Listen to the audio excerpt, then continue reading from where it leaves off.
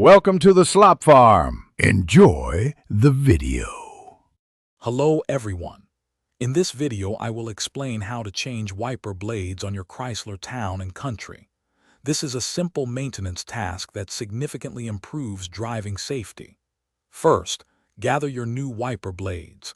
Typically, the driver's side is 26 inches and the passenger side is 20 inches.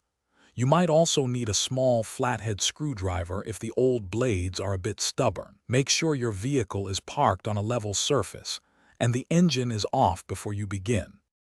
Now let's remove the old blades. Start by gently lifting the wiper arm away from the windshield until it locks into an upright position. Be careful not to let it snap back down. Next, locate the small tab or clip where the blade connects to the arm. Press this tab or squeeze the clip. Then slide the old blade down and off the J-hook. Once removed, carefully lower the bare wiper arm back onto the windshield to avoid any accidental damage. With the old blade off, it's time to install the new one. Take your new wiper blade and align its connector with the J-hook on the wiper arm. Slide the blade up the J-hook until you hear a distinct click, indicating it's securely in place. Give the blade a gentle tug to confirm it's firmly attached and won't come loose.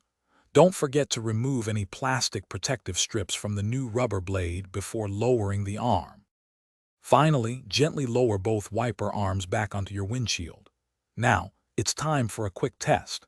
Turn on your vehicle and use the windshield washer fluid to activate the new blades. Watch for smooth, streak-free wiping across the entire windshield.